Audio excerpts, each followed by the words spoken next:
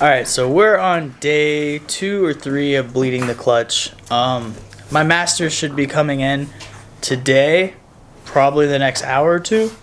But I'm going to go ahead and hook up a little vacuum hose, put a hole on the bottom of the bottle, and cut a hole in the top, fill it up with about halfway with some fluid so we can get all the air bubbles out. Hopefully that works. Because it just doesn't make sense that disconnecting the brake line would cause anything to happen, because my clutch was working perfectly fine before. Alright, so the tried and true cheap trick, just drill a hole in there, make sure its stuff's in there real tight, and then I cut it to about the length I thought I would need. Okay, so there's my bottle behind the steering rack. Then I got it up to the bleeder and zip tied it. Hopefully it'll hold the air. Then I'm gonna pump it. What's up, guys? I'm back. I got my ass kicked. I got away from the camera. I was getting frustrated. I got freaking a bleeder. Last thing you guys saw was, let me take you over there.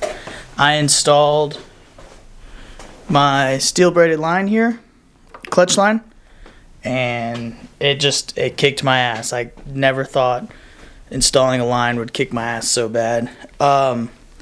I couldn't get the clutch to bleed for nothing. I tried and tried, could not get it to bleed. My wife helped me for an hour or two trying to bleed it. It wasn't working. I started doing research, and maybe my master cylinder went out when I was changing the line, and I pumped it with air maybe. So I pulled it out, bench bled it. It bench bled perfectly well. Put it back in. Tried it, couldn't get it. So I ordered a new one just to throw a part at it. And then I thought, let me try and bleed the slave by myself. And so I pulled that off, bench bled it. It was acting a little strange, and the pitchfork was in a weird position. So I went ahead and got a new slave and tried to bleed it, couldn't bleed it. And I said, you know what, screw it. I'm going to put the old line back on because I know it works. And I got this little hand bleeder here. This thing's pretty cool. It does pressure bleeding, bench bleeding, vacuum bleeding, and then the reverse bleed is really cool too. But yeah, basically went through those steps and had my wife come help me bleed it again, and I got it to work with the old line. It's gonna have to work. I don't think it was leaking. The whole reason I got the steel braided was because I thought it was leaking, because I kept seeing fluid drip off the master slave cylinder, and so I was like, oh, I'm just gonna get this line to replace it. Well, when I was under there doing the angle kit and everything, I saw it drip one more time, and I was like, oh, it's leaking. And I looked, and it was actually coolant from the heater hose dropping down onto the clutch line. But I know now it probably wasn't the clutch line that was leaking, because otherwise air would come into the system and you would have a spongy clutch. Or a spongy clutch pedal. So now I know it's probably good. We're just going to leave it. I'm probably going to just throw away the steel braided line. It was like $50-something, but it caused such a headache, and I spent so much other pointless money. Now I got two master cylinders and a slave cylinder that are probably good, so I'm going to hold on to them for future, take it to drift days and have something just in case. Try to just stockpile parts. So, moral of the story is, probably, I don't know what the moral of the story is. Get a hand bleeder. Those things are pretty good. It's small, cheap, like plastic, but it was $90 for it, which, I'm going to use it. I'm going to use it for my brakes. I'm going to use it for my clutch. Probably use it on the S10. So it's a worth the investment. On another note, something else is, you can see my fender is right here. And basically, here I had some wires that were a little damaged from the tires.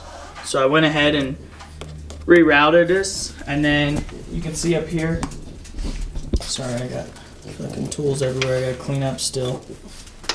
But I actually unwrapped this whole thing and went through it, because I had a drift event back in like 2015. I rub through because this was under here.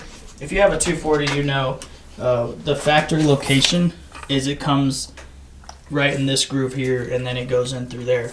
Well, if you lower your car, obviously your wheels are gonna hit right there. So I notched it out here and had it up after I did the repairs.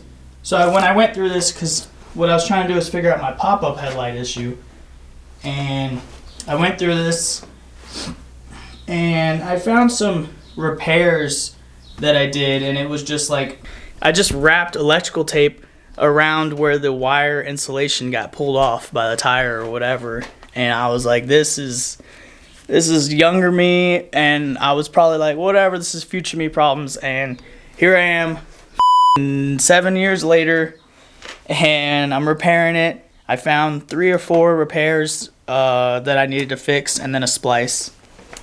So this is all good to go. Hopefully it fixes issues that I didn't know I have. And then onto the headlights. I can't get my headlights to go down, and I don't know if you guys have this issue. Probably you do. I see it all over the forums, and it's always something simple. Unfortunately, mine's not that I know of. So headlights go up no matter what. I can turn this thing here to bring them down, and they go down. I can press the button for them to go up. They go up every time. So what I did is I jumpered. I have a relay in here, the retraction relay. I jumpered the relay to take that out of the system, and it comes down like nothing. Every time it works. And so I know the motors are both good. They're doing what they got to do. What it turns out that I think it is the headlight timer, and basically that supplies a ground to the system, and it grounds that relay or something. I'm not amazing with electrical, but I would consider myself decent. So actually, behind the radio center console, there's a little blue relay thing like this big, and it has 5 white stars on it. And you can pull that out and check the motherboard on that. That actually acts as a path for this wiring system. It actually goes in there and comes out. There's a diode or something. But mine was good. The only thing is they're right in here in this kick panel. So let me get this light on it. So right back here, this is the plug, and it goes in here and it mounts. It's a little black box, and it's called the headlight timer. I opened that up and it looks good, but when I jumper it, the pins to a ground, I actually the button, the switch in there makes it go down every time, up down flawlessly. So I think something internally, a diode, went bad. I actually have it in my car because I was going to take it to work to test it. We have this little electronic box where you can shoot whatever voltage and amperage you want to whatever system. So I could turn down the voltage and amperage and see if the diode is allowing electricity to flow backwards. And that's how you can test if a diode's bad. So yeah, I was just freaking, I was in it to solve some problems, and I did nothing. I have my old clutch line is back installed. A lot of my paint down here is all destroyed from brake fluid, well, clutch fluid, whatever you want to use. Yeah, I got my ass kicked, but and I wasted lots of time and hours in my garage, and luckily my wife was understanding, and I was really just trying to get it all done before this week so her and I could go to the gym and get some more like gym time together, and because I know she enjoys that. But yeah, that's the plan, is get this off the jack stands finally and be done with it. I got to pull it out and mow my grass. Grass is freaking long because I've been dealing with this. But yeah, shout out to my wife. She's amazing. She helped me for at least 3 hours in the garage on 3 different days or whatever. Just bleeding, pump, pull, all that. And we finally got it. Unfortunately, didn't get that simple part installed that I wanted. But it's just not worth it. If it's not broken, don't fix it. And that's Again, what you learn every time. Every time. But yeah, I'm going to go ahead and put this back together. I think clean up tools first so I know where everything's at. Pull that clutch line out because I have it zip tied. It's on a path or whatever. I have it routed. So I'm going to pull that, put the fender back on, put the wheel on, make sure there's no rubbing, and then actually I'll probably put the wheel on first, make sure there's no rubbing, and then put the fender on, take the car off jack stands, pull it out.